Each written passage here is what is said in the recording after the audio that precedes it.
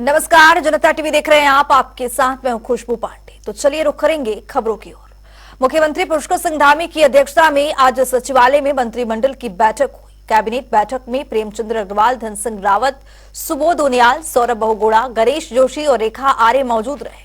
बता दें कि धामी मंत्रिमंडल की बैठक में कुल 10 प्रस्ताव पर मुहर लगी है। इन प्रस्तावों में उत्तराखंड सेवा नीति को मंजूरी मिली है। लखवाड़ बहुउद्देशीय परियोजना के लिए नीति संशोधन, 5 दिवसीय हेली दर्शन का कार्यक्रम के आयोजन पर धामी कैबिनेट ने मुहर भी लगाई है। तीसरा हमारा मत था, ये हमारा ऊर्जा विभाग का मत था। ये लखवाड़ बहुउद्देशीय जो परियोजना चल रही है उसके जो पुनर्स्थापन उसका किया जाना है, उसके बारे में एक नीति आज ऊर्जा विभाग के माध्यम से प्रस्तुत की गई। और उस नीति में चूंकि मजदूरी दर जो है अब पहले के मुकाबले काफ़ी बढ़ गई है, तो उसको संशोधित करने का और कुछ अन्य भी संशोधन है। इसका विस्तृत कैबिनेट नोट इसका विस्तृत प्रेस नोट हम आपको अलग से उपलब्ध करा देंगे। इस पे भी आज माननीय मंत्रिमंडल के द्वारा निर्णय लिया गया। उत्तराखंड में पूर्व मंत्री हरक सिंह रावत को कांग्रेस हाईकमान ने बड़ी जिम्मेदारी सौंपी। हरक सिंह रावत को आगामी विधानसभा चुनाव के लिए उड़ीसा का ऑब्जर्वर बनाया गया है। हरक सिंह रावत हरिद्वार से टिकट के दावेदारों में शुमार थे, लेकिन जिम्मेदारी मिलने के बाद माना जा रहा है कि हरक अब चुनाव नहीं लड़ने वाले हैं। हरक सिंह रावत ने लोकसभा चुनाव लड़ने की इच्छा जताकर पूर्व मुख्यमंत्री और कांग्रेस के वरिष्ठ नेता हरीश रावत को भी गंभीर संकट में डाल दिया था। अब हरक सिंह रावत को उड़ीसा शिफ्ट करने के बाद हरिद्वार सीट से पूर्व सीएम हरीश रावत का नाम साफ हो गया है। हालांकि कांग्रेस ने उत्तराखंड में अभी होने प्रत्याशियों की घोषणा नहीं की है।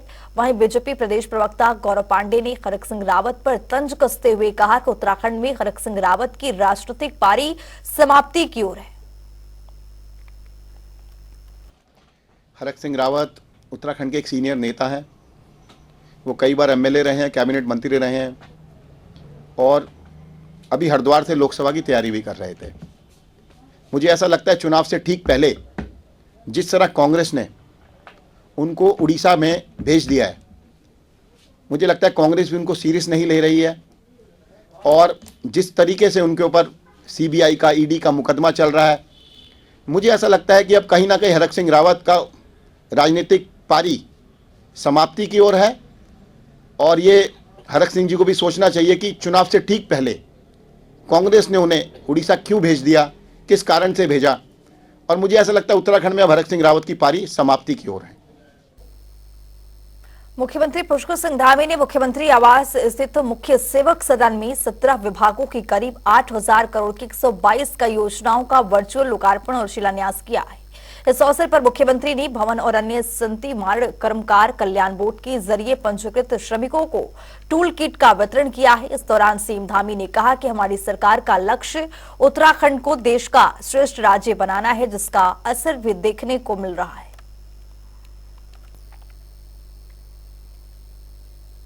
वहीं कांग्रेस प्रवक्ता शिषपाल सिंह बिष्ट ने कहा है कि पिछले 7 सालों से बीजेपी सिर्फ लोकार्पण और शिलान्यास का खेल खेल रही है। शिलान्यास और लोकार्पण का कोई भी काम धरातल पर दिख नहीं रहा। शिलान्यास वो लोकार्पण मुख्यमंत्री पुष्कर सिंह धामी के द्वारा किया गया, इसको आप किस देखिए, 7 साल से प्रचंड बहुमत वाली भाजपा की सरकार राज्य में है और शिलान्यास के अलावा जनता ने विकास तो देखा ही नहीं है। शिलान्यास तो जो है ताबड़तोड़ अब लोकसभा चुनाव को देखते हुए भी हो रहे हैं। इससे पहले भी शिलान्यास हुए। खुद प्रधानमंत्री मोदी जी जब पिछले कुमाऊं दौरे पे आए थे तो 22,000 करोड़ रुपए की योजनाओं का उन्होंने शिलान्यास किया था। 22 रुपए भी धरातल पर कहीं जो है लगता हुआ नहीं दिखाई दिया। तो शिलान्यास होना और विकास होना दोनों अलग अलग चीज हैं, क्योंकि चुनाव को देखते हुए जनता की आंखों में धूल झोंकने के लिए, मुद्दों से जनता का ध्यान भटकाने के लिए ताबड़तोड़ जो है शिलान्यास हो रहे हैं। अखबारों में बड़े बड़े विज्ञापन दिए जा रहे हैं, चैनलों पे बड़े बड़े विज्ञापन दिए जा रहे हैं, लेकिन हकीकत में कहीं विकास धरातल पर उतरता हुआ दिखाई नहीं दे रहा। और जनता लगातार इससे आश्चर्यचकित भी है, सरकार से सवाल भी पूछ रही है, लेकिन जो है हमेशा लच्छेदार बातें करके और ध्यान भटकाने वाली बातें करके सरकार जो है अपनी जिम्मेदारी से बच रही है। लेकिन इस लोकसभा चुनाव में सरकार की चालाकी काम नहीं आएगी, क्योंकि जनता भाजपा की कथनी करनी के अंतर को भली बातें समझ गई है। अब इसलिए सरकार के झांसे में, भाजपा के झांसे में दोबारा जनता क्यों फंसेगी। आगामी लोकसभा चुनाव में उम्मीदवारों के ऐलान को लेकर कांग्रेस में मंथन का दौर जारी है। कांग्रेस अभी तक उत्तराखंड की 5 लोकसभा सीटों में से किसी भी सीट पर उम्मीदवारों का ऐलान नहीं किया है। वहीं नैनीताल उधम सिंह नगर लोकसभा सीट के कोऑर्डिनेटर और कांग्रेस के वरिष्ठ नेता गोविंद सिंह कुंजवाल ने कहा है कि उन्होंने पार्टी आलाकमान से कहा है कि अगर प्रदेश के नेता चुनाव नहीं लड़ना चाह रहे हैं तो पार्टी उनका जबरदस्ती उनको चुनाव लड़ने के लिए भेजे। आगे उन्होंने क्या कुछ कहा है, सुनिए।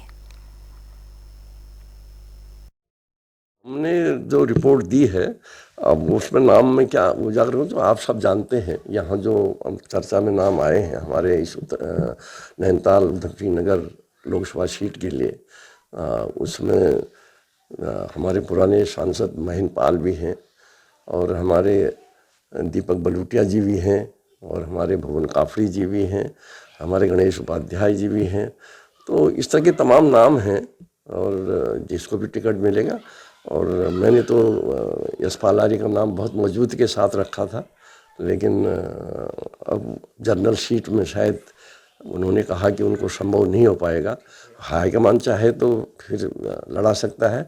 और हम लोगों ने तो 5 सीटों का भी आकलन करके, जो 5 कोऑर्डिनेटर थे, हमारी एक सादी मीटिंग हुई और प्रभारी के साथ हमने 5 सीटों के लिए भी जीतने वाले प्रत्याशियों का नाम दे करके भी कहा था मजबूती से लड़ाइए। और हमने ये भी जोर दिया था, जो नेता हैं प्रदेश के, अगर वो नहीं लड़ना चाह रहे हैं तो पार्टी उनको ज़बरदस्ती भेजे ताकि वो लड़ें। और अगर चुनाव नहीं लड़ते हैं तो उससे फिर दूसरों का मनोबल गिरता है। तो इस तरह की बातें हुई हैं। उत्तराखंड में कांग्रेस ने बीजेपी पर परिवारवाद को बढ़ावा देने का आरोप लगाया है। कांग्रेस के प्रदेश उपाध्यक्ष मथुरा दत्त जोशी ने कहा है कि बीजेपी हमेशा कांग्रेस पर परिवारवाद को लेकर हमला करती रहती है, लेकिन बीजेपी एक ही परिवार के लोगों को पार्टी में शामिल कर उन्हें बढ़ावा देने का काम कर रही है। वहीं कांग्रेस के आरोप पर बीजेपी ने पलटवार करते हुए कहा कि बीजेपी भी एक ही परिवार के लोगों को कोई बड़ी जिम्मेदारी नहीं दी गई है और बीजेपी अपनी नीति पर हमेशा कायम रहेगी। भाजपा हर हमेशा परिवारवाद की पोषक रही। जब से भाजपा का जन्म हुआ है तब से परिवारवाद उन पर हावी रहा है और आरोप उल्टा लगाते हैं। आज ही देख लीजिए ना, खंडूरी जी की लड़की भाजपा में, खंडूरी जी स्वयं भाजपा में, आज खंडूरी जी का लड़का भी भाजपा में सम्मिलित करवा दिया, अपनी पार्टी में सम्मिलित करा दिया। तो अन्य भी देख लीजिए, कई गणेश जोशी की लड़की भाजपा में, गणेश जोशी स्वयं भाजपा में, अन्य कई और नाम हैं। प्रदेश में ही कई नाम ऐसे हैं जो भाजपा में परिवारवाद की उसमें जद में आते हैं। लेकिन हमारा तो यही कहना है कि भारतीय जनता पार्टी परिवारवाद का खोखला नारा देती है और भारतीय जनता पार्टी हर हमेशा परिवारवाद की पोषक रही है और उसने परिवारवाद को पोषित और पल्लवित करने का काम किया। कांग्रेस को कुछ बोलने से पहले अपने गिरबान में झांकना चाहिए और भारतीय जनता पार्टी हमेशा से परिवारवाद की विरोधी रही है और इसी सिद्धांत पर भारतीय जनता पार्टी काम कर रही है। भारतीय जनता पार्टी के कोई भी नेता हों, उनके परिवार वालों को किसी भी उच्च पद पर एक साथ नहीं बैठाया गया है और भारतीय जनता पार्टी हमेशा इसका विरोध करती रही है और आगे भी इसका विरोध करती रहेगी।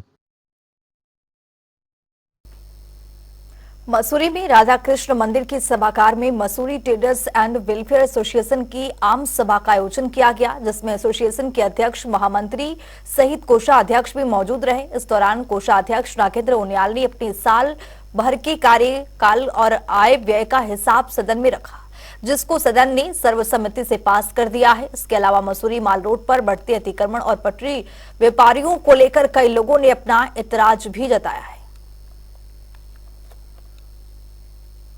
इस बुलेटिन में मेरे साथ इतना ही। देश और दुनिया की तमाम खबरों के लिए बने रहिए जनता टीवी के साथ।